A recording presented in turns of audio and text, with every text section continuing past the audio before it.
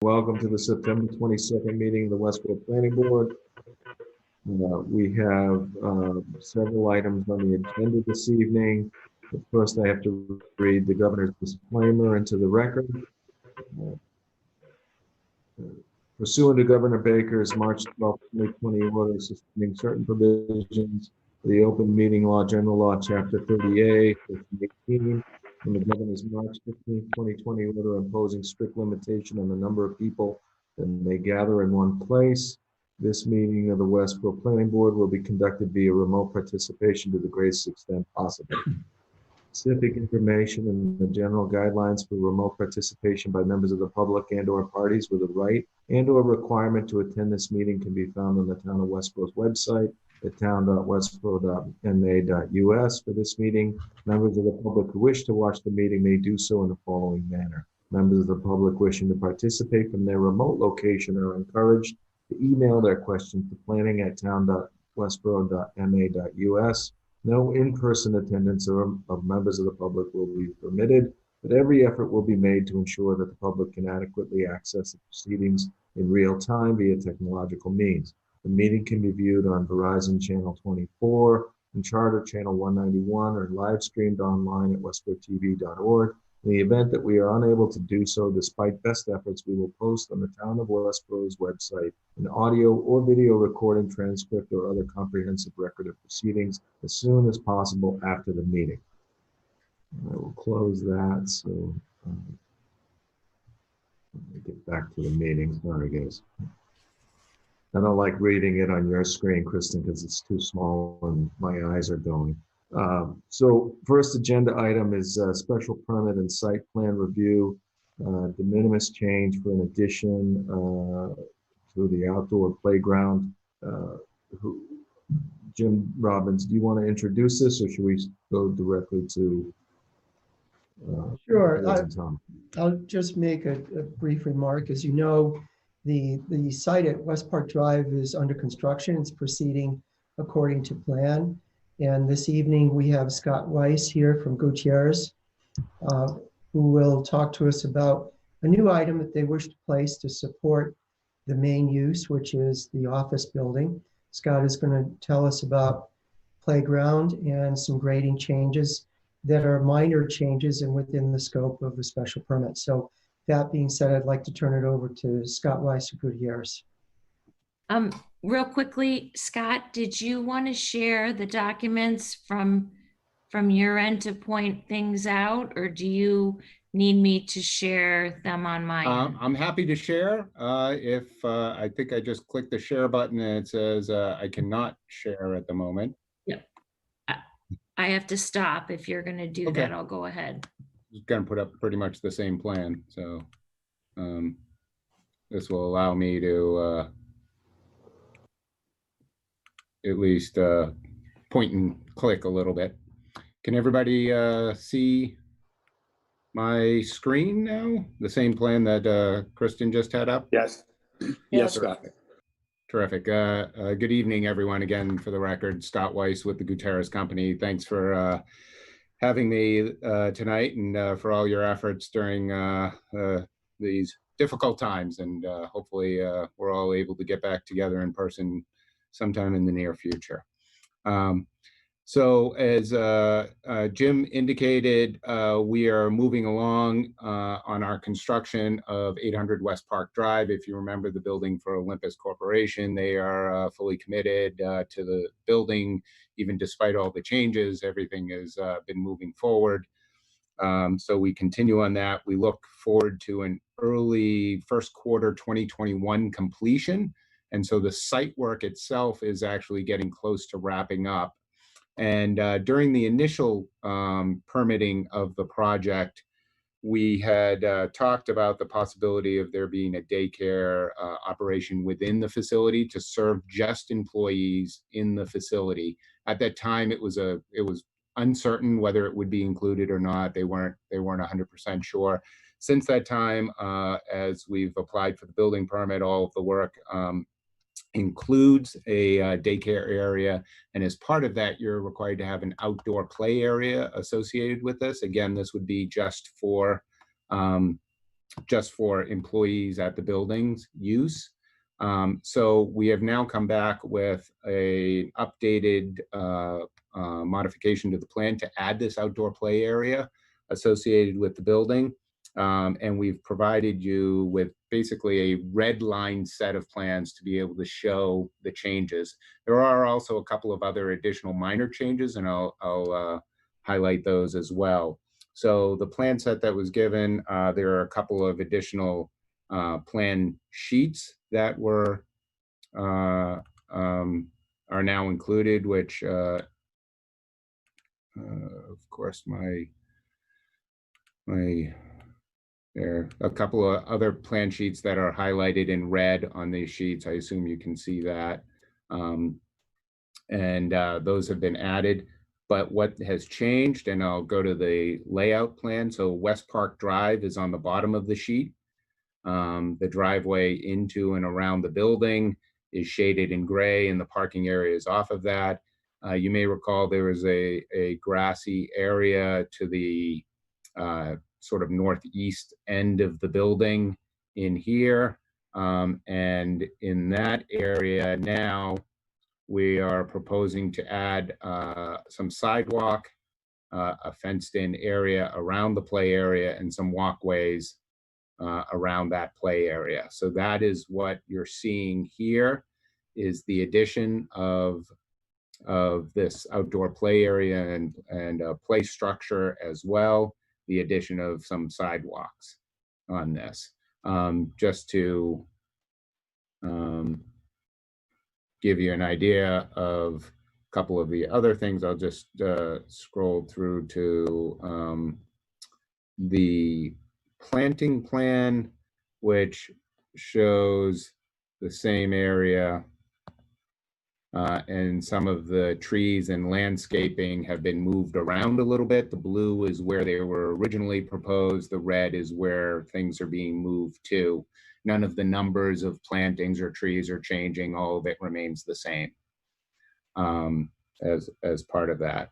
The other, I'm happy to take questions about this in direct, in specific, or I can go through the couple other changes and just to give you guys a whole overview. Scott, why don't we go through the whole thing first and then take questions? That way each individual can have, unmute and address, you can address those questions, and maybe that'll answer some questions for the rest of the board. Sure. One of the other changes is at the opposite end, the west end of the building, where there is a sidewalk along the edge of the building. There's actually a bit of an overhang on the building. So this area in here will be under a canopy, if you will, of the upper floors. And as a result of just some of the grading and having access to an employee-only entrance in here, we are losing one parking space in here to provide an ADA accessible ramp directly to the door, so that people won't have to come from either end of the parking spaces and travel down. That you'll be able to walk straight in and into the building. That also resulted, some of the ADA accessibility resulted in some minor modifications to the ramps, taking out some connection points and putting in some modifications to the sidewalk connections to the parking. So the blue is being removed. It was going to come out on both corners, and instead we have one central sidewalk here, and at the other end, instead of a couple of separate connections, there'll be a sidewalk that comes down along the edge of the parking on this edge. So that's one of the other changes. Zooming back out, and some of this is actually easier in person on boards, but this is what we've got. So one of the other changes is the power company. This is the utility plan. The power company, National Grid, is required, instead of us connecting in the electric service from West Park Drive, we now have electric feeds coming off of Route 9. And so this is a minor change. This is all underground here, except for a junction box that has a surface element to it. So the electric feed now comes in instead of all the way across the site from West Park Drive coming up from here and around. It comes off of Route 9. So that's another minor change to this. And it also allowed us to eliminate some planned transformer pads and generator pads on the end of the site. So those are no longer required for the building. So those have been eliminated. And the last of the changes involved, if you recall, you may or may not recall that most of the drainage on this site is piped to the east. I don't know where my cute little drawing supplies are going. There we go. Are piped to the east, so that pipes come down here, and then this is a continuation on the next page of where those pick up, and they were outletting and going to the existing detention basin at the southeast end towards I-95 and the existing detention basin. Again, there's been some minor adjustments to the plan. Really what was shown in blue here was the original alignment, and what is in red here is a kicked over, a little bit further over, allowed the enlargement of the plunge pool or the sediment forebay before going into the larger detention basin here. And there was some minor modification to the configuration, which is really insignificant, but pulled the limit of work back a little bit from where it was. And this work was all reviewed with the with engineering, and they have been supportive of all of these changes here. So those are all the changes. The addition of the outdoor play area is the largest. It does result in a small, about 3,000 square foot change in the impervious cover. When you include all of the walkways, we are still over the 40%. We were roughly at 41 and change before. We're now at 40.7 or 40.8. It's 40.75 at this point. So we are over the required 40% open space. We remain there. We have enough parking, even though there's the loss of the single parking space. We remain in conformance with the requirements. So that's the overview of the changes. And with that, we hope as we get close to completing the work that we can get your support and continue on the project. Thank you. So Jim Robbins, I know you commented already. Do you have any further comments now, or you're all set?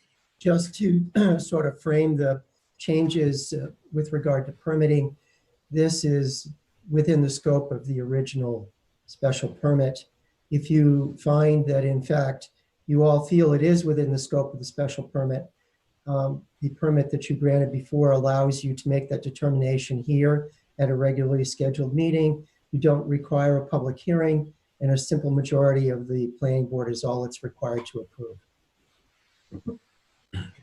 Any questions from the board on what was presented tonight, or the action that we're proposing to take on this? Hazel, go ahead. I just had one question out of curiosity. What kind of fencing are you going to use around the play area? That's a very good question. I don't have the details on it, because I do know that was up for review.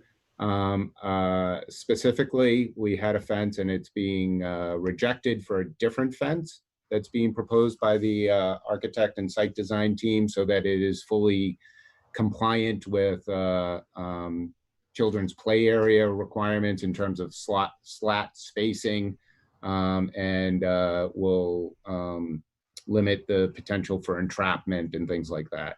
So I don't have the detail of the fencing, but it's not a chain link fence. It's going to be a more decorative fencing. That was my question, really, was whether it was going to be chain link or something that looked more attractive.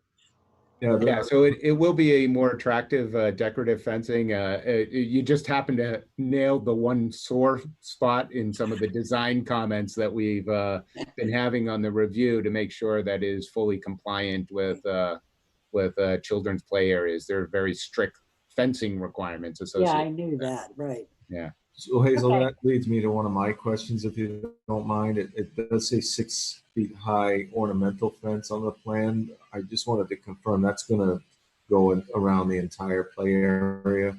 There'll be no gaps in that fence, and it'll be gated. That is correct. Just so it's hard to see on this plan, but the fencing is identified by the line with the X in it. And it goes around, and in fact, there's 2 separately fenced areas.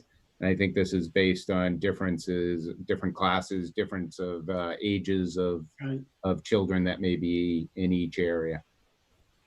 Where's is there just one access or are there 2 accesses? So there will be 2 access points. Let me see if I can. That's what I thought. It's hard to see in the But plan. if you could go to sheet C, 3, 5, I think it is. That seems to have I had some questions on that sheet anyway. Sheet, I'm sorry, I missed that sheet. Which sheet? I'm trying to find it again. Hang on. I have the same problem that you do. C 4.3. No, that doesn't look right. So there, we did send an enlargement of the play area. Right.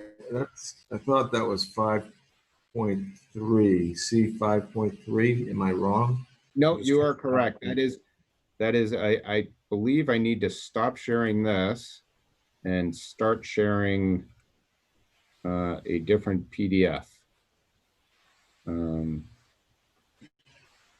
So I will do that now.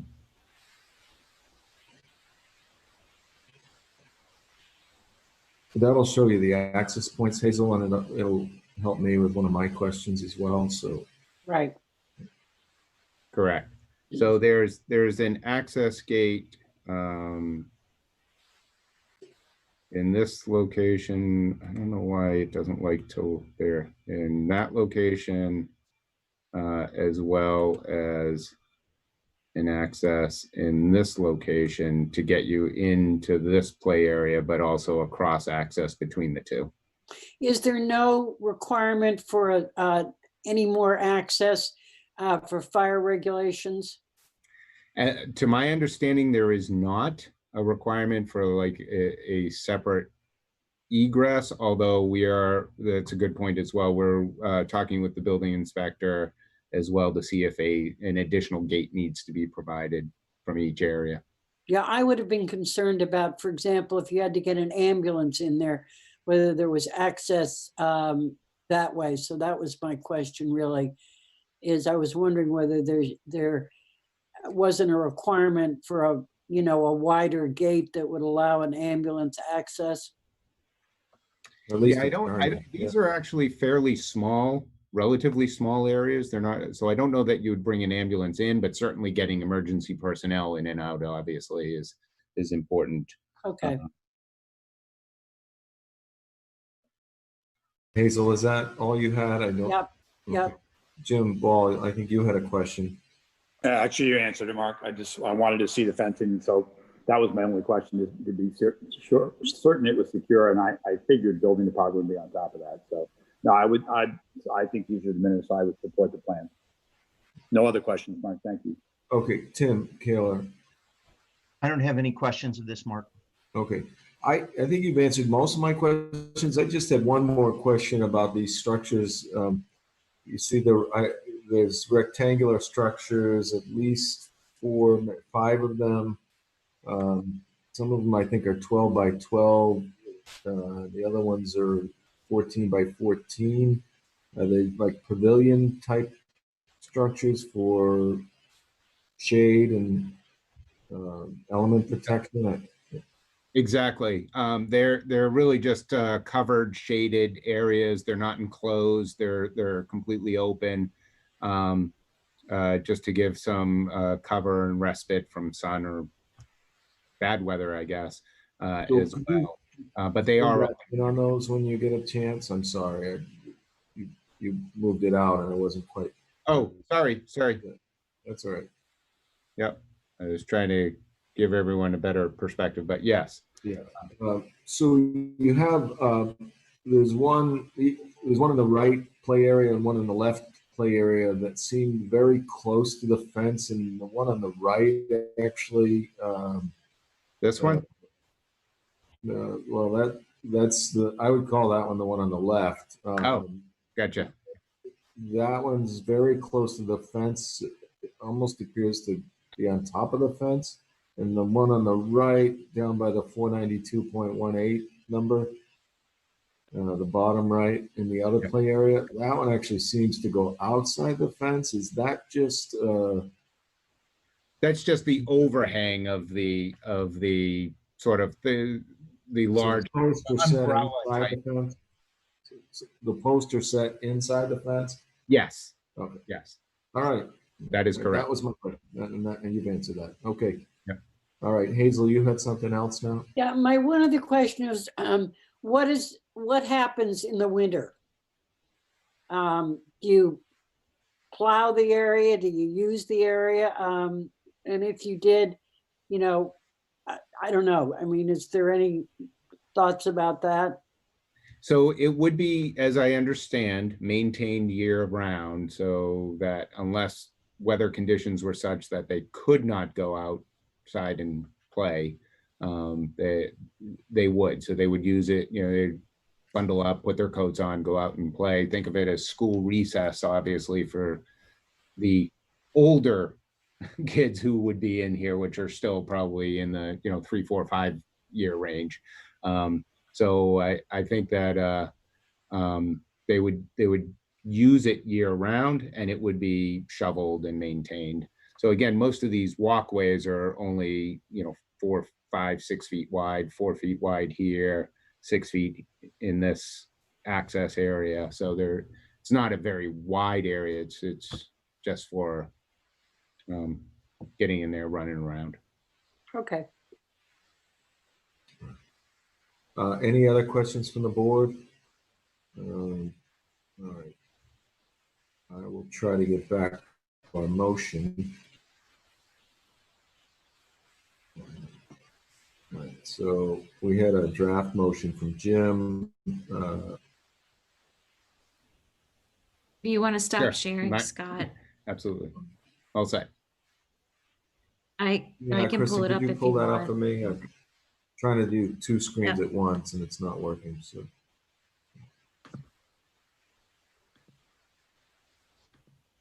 Can you read Mark, that? I have it if you want me to read it. Yeah, Jim, could you read it?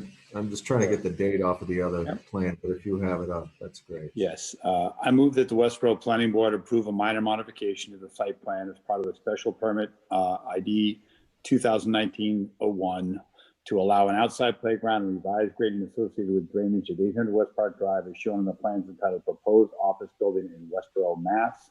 Revised September 16, 2020. Sheet C1.2, C4.3, C5.3, C4.1, C5.1, C5.2, C6.1, and C7.1.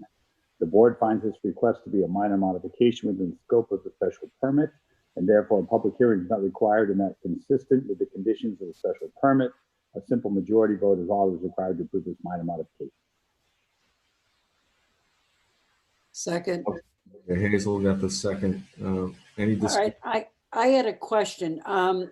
Jim, when you wrote this, I noticed that besides the revised grading, it also had to do with some revised sidewalk access, which perhaps should be mentioned. I merely summarized the work. The grading plan actually shows the sidewalks. Okay, so you don't have to speak. I noticed you. That's okay. why I referenced the plan sheets. The plan That's sheets fine. work. Just as long as it was clear.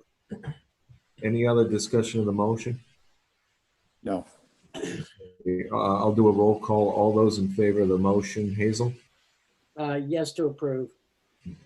Jim? Yes, Mark. Tim? Yes, I approve, Mark. Okay, and I vote yes as well. That's 4-0. The next item on the agenda, I believe, was if Kristen could pull that back up. I believe was Silver Hollow again. I'm Thank also you all. hoping, Good night. Thanks, Scott, I'm Scott. sorry, I should have. No, no, no, asked. that's Night, okay. I Scott. didn't want to, Thanks I for the didn't want to time. interrupt, but I wanted to get out of your way. Thanks, Scott. We'll see you in the Thank you, Scott. future. All right. Thank you. All right. Kristen, can you pull the agenda back up? Because I believe we're scheduled to discuss the Silver Hollow. Yeah.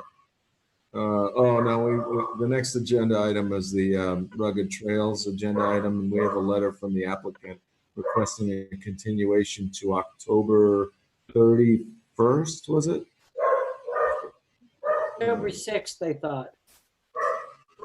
So you have I two know, letters. I think she's going to be on the agenda, but I think the extension was through October 31st, if I recall it correctly. Yes, if I could, Mr. Chairman, through you to the board, you have two letters that were sent to the board. The first one was requesting that they be allowed to be on the next agenda. They actually referenced October 13th, which was wrong. The next meeting is October the 5th or 6th, I forget, the 6th. And then there's a letter requesting an extension through October 30th to allow the thorough review of the plan and the decision. So procedurally, I think what the board should do is just simply accept the letter requesting the extension through October 30th, because you have two meetings between now and October 30th. That will allow them to proceed at either meeting or both.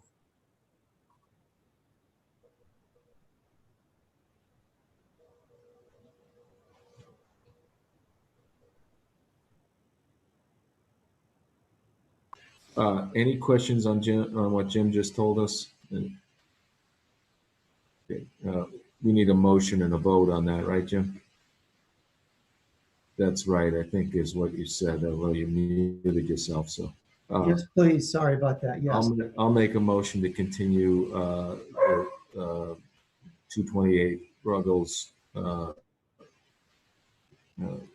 to October, or through October 30th. I'll second, Mark. Any discussion of that? Okay, I'll do a roll call again. All those in favor, Hazel? Yes, to approve. Okay, Jim Ball? Yes, Mark. Okay, Tim Kaler? Yes, to approve, Mark. Okay, and I vote yes as well. That's 4-0. So now we turn to the Silver Hollow agenda item. And I think, Ken, while you're here, I'd also like to take up the, Ken Strom is on the phone from WDA. I'd also like to take up the 3133 Eli Whitney A&R plan, since WDA prepared that as well. So Ken, I will let you decide which one you want to present first. Ken Strom, are you with us? All right. Mr. Chairman, Steve Durrett is here, and Steve is actually the project manager for Silver Hollow. Maybe you could take Okay. Okay, so why don't we go to Steve for the Silver Hollow? My mistake. Yeah, I pretty much summarized what we're asking for this evening in the letter that you see on the screen. And basically, the client has determined that they will file with the treasurer a cash bond equal to the engineer's estimate of the remaining work in the subdivision for Upper Barred Owl, that's station 0 to 800, and for Meadowlark, the complete road, which basically is the upper circle. And the bond amount is exactly as was requested the first time by the town engineer. I know she was working on a revised estimate based on discussions that we had, but since we will probably be retiring certain work in the upper phase 1 area, if you will, and eventually adding additional work that remains in phase 2, that is the part down the hill. The fact that there might be an excess amount of money on file with the town is okay with the owner, on the basis that we will be adding additional scope, either in an addition to this amount of money in the same account that the treasurer sets up, or some other means. But that's pretty much the story. So the difference, if you recall last week, we talked about this surety being perhaps a letter of credit. As it turns out, it's not so easy to get the simple letter of credit. So what was easy is the ability to provide a check to the town to the treasurer's purpose. Now, as I mentioned in this letter, we have talked to the treasurer, Bob Haley, and this is the form that he chooses, and we will comply. So our request is simply that the planning board accept this form of surety and vote so, and that we will continue with the town treasurer to file the money, which we expect to arrive tomorrow and be in the hands of the treasurer either tomorrow or at worst on Friday. One point, Mr. Chairman. Go ahead. through you. I confirmed with the town treasurer today, Bob Haley, by phone, that he is fine with accepting cash, as you can imagine. The cash will be put into an interest-bearing account to secure the requirement of the covenant and the project construction schedule. And once that is in hand by the town, and as Steve said, expecting the next day or two, then the board can feel free to sign the surety. And I have the lot releases already signed and executed by you, as you know. Those will be delivered to the building commissioner. This will save the applicant maybe 2 weeks waiting to the next planning board meeting. And it seems like a very reasonable approach. Any questions then from the board about this method of security, the amount? No, Mark. Fine with cash. Okay, Jim's fine. I hear nothing from Tim or Hazel. Yeah, it's fine. I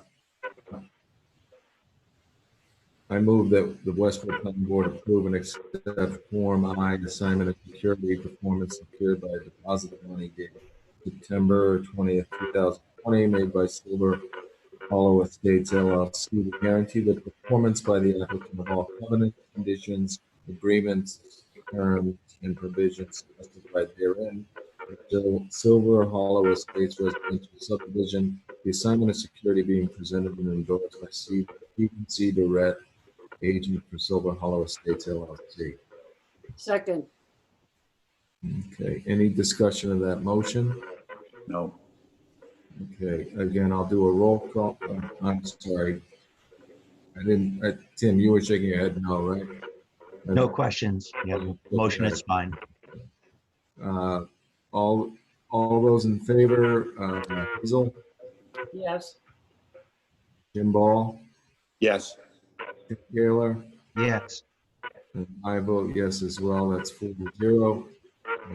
Steve, while you're on the phone, we had a complaint about noise down there. Have you been able to address that residents' issues? Yeah, just I won't mention the person's name for their own protection, I guess, but the issues that were raised had to do with the construction of the gas line in the general area of that house, and other issues associated with compaction of the lower part of the road. That was the last day that either of those two activities occurred anywhere near her house. And so I responded to her in that fashion, saying that now with the fact that the lower road is now paved with base course, we won't be using the compactor anymore. And that, I guess, just to give you an update on the schedule, the gas line in the upper circle is complete. The gas company is working at the intersection of Mount Pleasant and Deerslayer. They're almost across the street, and we'll be moving into the cross-country easement with that work.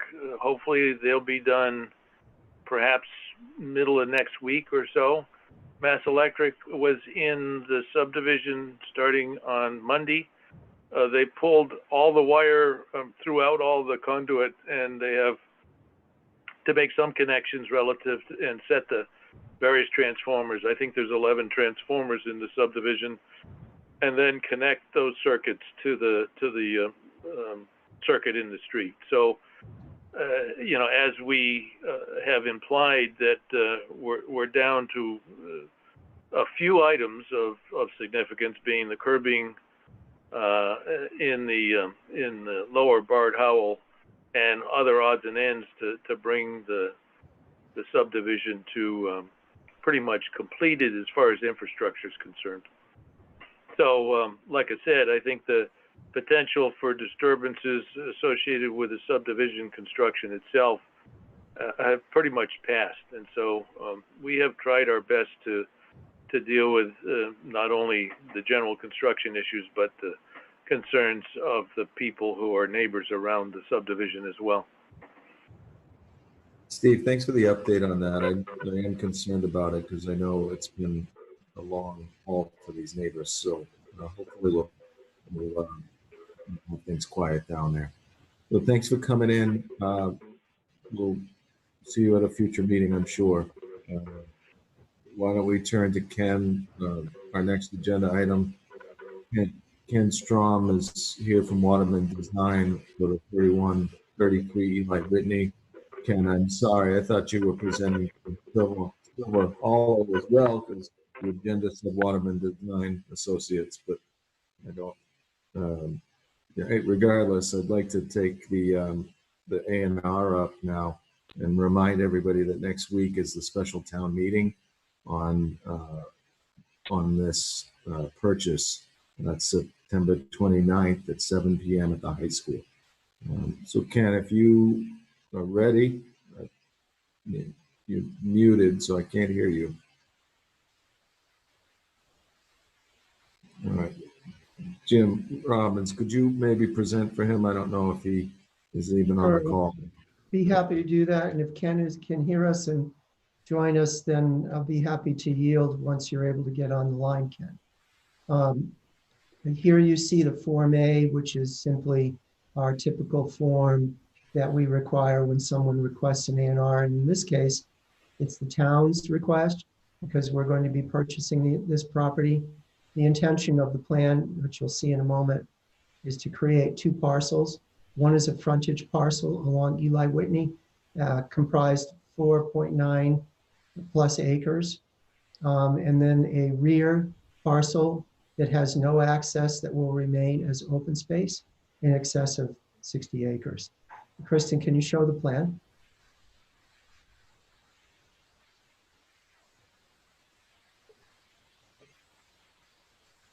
Thank you. So here you see Eli Whitney Street running across the top of your map. That's on the north, to the north. Thank you. Thanks, Kristen. And you see lot 1, which is 4.91 acres. That has frontage just a little over 200 feet on Eli Whitney Street. That could be used for municipal purposes. That's the intention of that lot. Then open space behind it, which is called Parcel A, 62 plus or minus acres. Waterman has done an excellent job with this plan. They've actually shown us wetland resource areas and a general delineation of where the wetlands reside.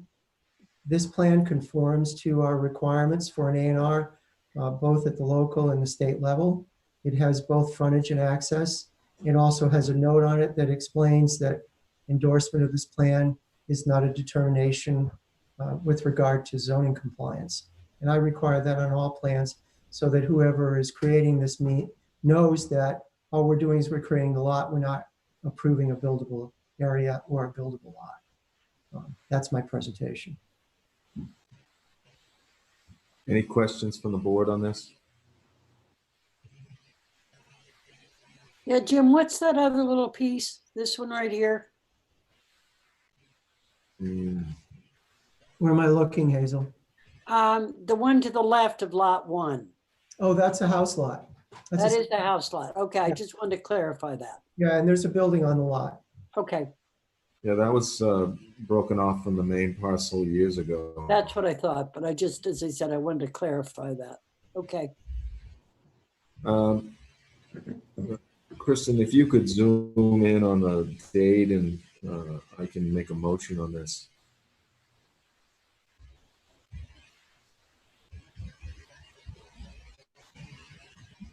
I will make a motion to endorse a plan of land at 31-33 Eli Whitney Street, prepared by WDA Design Group for Mary F. and Kathleen Daycare, dated, that's the hard part, right? Where is the date? Cannot read it. You might have to zoom Dated some more. 9/21/20. Yeah, I see it, dated 9/21/2020. We have a second? Second that, Mark. Okay, Jim Ball seconded. Any discussion of the motion? Okay, hearing none, I'll do a roll call on it. Hazel, yes to approve. Jim, Yes, Mark. Tim, Yes to approve, Mark. okay, and I vote yes as well, and to approve. So that being done, I had hoped that we could discuss the warrant article next week. I don't think it's on my agenda, so I'm not sure that we can take it up as a. It's the Yeah. last item, Mark. Yeah, and that was posted because I went to the town website and that's not what's posted on the website. Nor was it the one that was sent to us with our calendar request, but as long as it's been properly posted, I think we can take this up and discuss next week's meeting. Just for a point of information, Mark, the clerk stamp is in the upper right-hand corner. Okay, well, this is the first time I've seen it, Jim, so Yep. because Okay. I have. This was a late revision on Friday morning. Okay, We had originally posted it and then we made a revision to add those couple things on yeah, Friday. no, I tried to verify that this afternoon, and the one I downloaded from the town website was the older version, so I wasn't sure that we had actually added this item, but it appears that that was properly added, so I'd like to take up a discussion of the town meeting warrant article next week, and the purchase of that land for $2.3 million, as described. Most of it will be in open space and end up in the care and custody of the Conservation Commission. The 4.91 acres will be maintained for municipal purposes and be under the discretion of the Board of Selectmen. I don't know how much in detail the board wants to go on this purchase. I'd like to vote, whether we favor or not, and be able to report a vote next week at town meeting. So I'm going to open it up for questions about the purchase. If you have any questions about the source of money or any of the other details of the purchase, we can go through those now. I think we've gone through those at past meetings, though, so I don't want to be too redundant. So if anyone has questions on it, No questions for me. Jim? No questions, Mark. We've been through it well. Okay, so I'd like to make a motion to support article.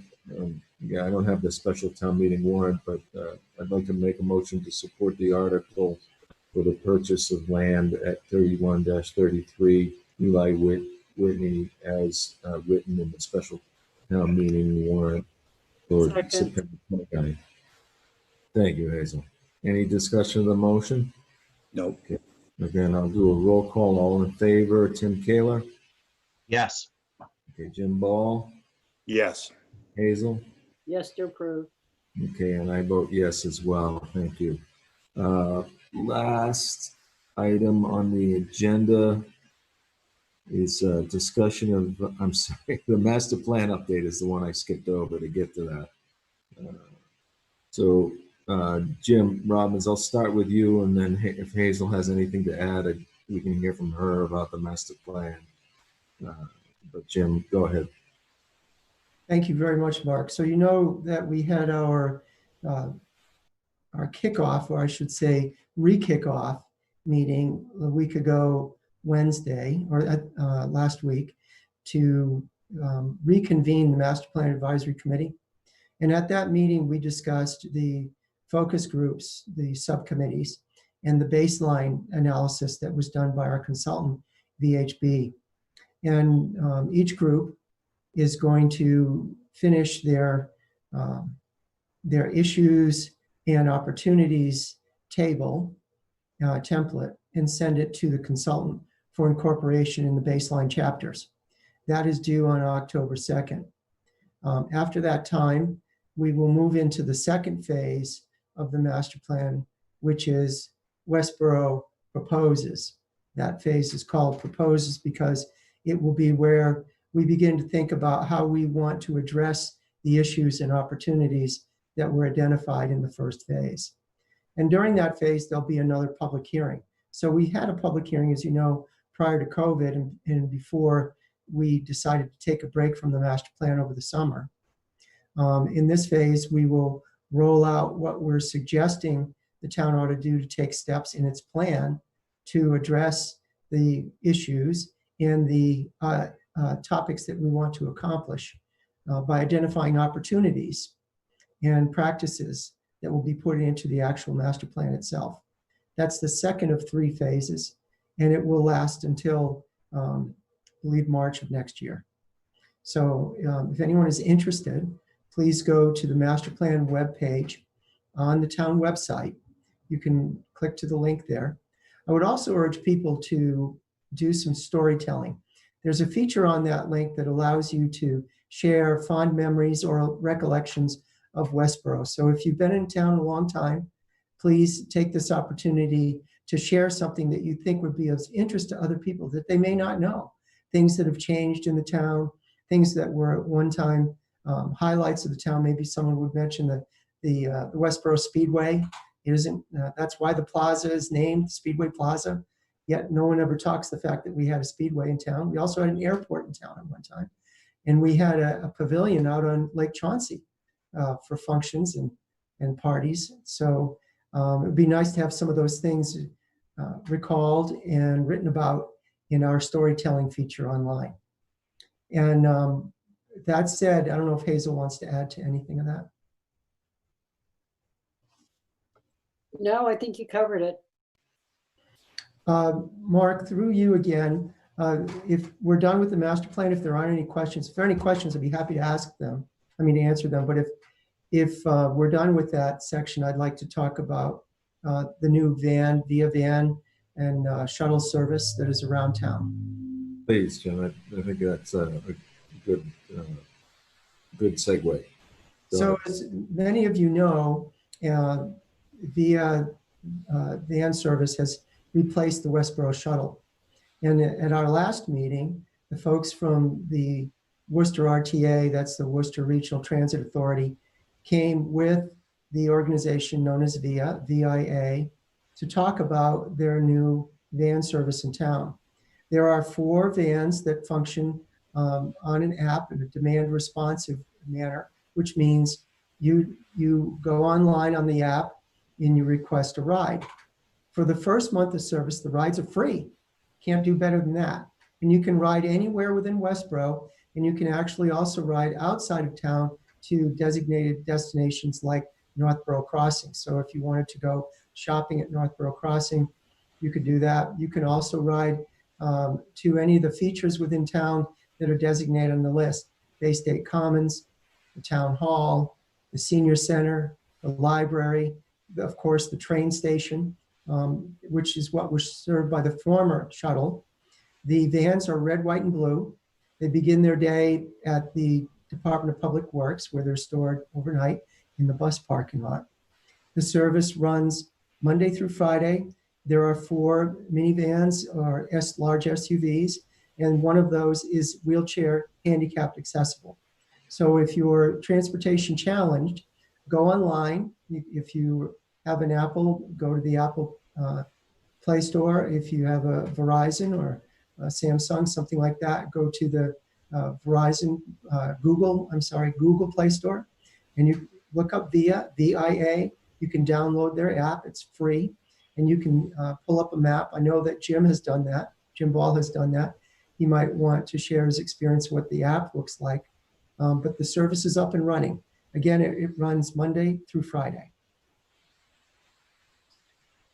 Mark, I just had a question. Was there any thought of putting up posters around town about this service, showing, telling people to go to the app, what it provides, so that people would know about it? I mean, a lot of people wouldn't think to look, and I think if they were placed in prominent places, information about this, that would be of great benefit to the community. That's an excellent question. Thank you for mentioning that, Hazel. So if you go to the library, there is both a promotional brochure and a poster, and that procedure will be followed at the town hall, at the town clerk, at the senior center. With our local merchants, they're going to the different businesses around town and asking them if they can leave brochures and a placard noting the service. They're also going to go to the Quarter 9 Chamber of Commerce, the 495 partnership. Anyone that watches the other town boards and commission meetings may recall that they were on the Board of Selectmen agenda 2 meetings ago. They were also on the Economic Development Committee's agenda, where they gave, in both instances, the same presentation that they gave to us at our last meeting, which was a video presentation. They will continue to respond to people and ideas of where they ought to promote the service. But for example, they're going to go to Roche Brothers and ask if they can place brochures there, because, you know, a local grocery store is probably an attractive destination. So they want to make sure the information gets out. But Hazel, or any of the other members, if you have any thoughts of anything that might be put on the map as a destination, maybe Nurse Farm. Yeah, right. They're certainly open to that because they're new to town. What about a reeve? If they, does it cover a reeve, and has someone put information there? That's a good question, and yes, it does. Not only is it going to arrive, it's going to Walker Meadows, it's going to the over 55 across from the post office there, the Highlands, and they're going to all the apartment complexes in town, to the general foyer to leave information. So the 2 Avalons, for example. Okay. Any other questions from the board about the van service? I just want to remind anyone who's watching that you don't need the app. You can actually call. I don't know the number, so you probably need to get online and find the phone number. But hopefully those brochures will give out the number so that you don't have to be necessarily have online access to schedule a ride. You can actually call and schedule a ride. I'm sure there's still people out there using who are not comfortable with the internet. Yeah, yes. I will say, Mark, I'm sorry, I mean, I'm just looking at the app as we're speaking. It's very intuitive. Right now, you can see there's a van at the high school. There's one over on the other end of town. I mean, there's a couple in the parking lot parked. So it outlines the area. And as long as you're anywhere in that area, you just click plus and request a ride. You can enter payment method. You can do, so it's very intuitive. Well, it's interesting that they're still out and about, because it's supposed to end at 7 p.m., but they must be finishing their drop-offs. But anyway. Little bit more information, Mark, just before we end this topic. If you are online, you can go to the town website. So if you prefer to call rather than use the app, the town website has a whole explanation. If you go to the home page on the town website, there on the drop-down menu on the left-hand side, there's a link for VIA where you can get the information how to reach them. It also has information about the vans, handicapped accessibility, and the hours of operation. And you also mentioned a fair. So again, I want to say the first month is free to get people to understand how it works and to start riding it, to see the advantages of it. It functions very much the same as Uber or Lyft does.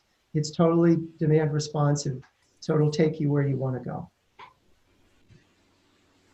So I just thought I saw something on the telegram that the WRTA extended free fares through the end of the year. That probably didn't apply to this because it's some type of joint venture. Do you know the answer to that, Jim?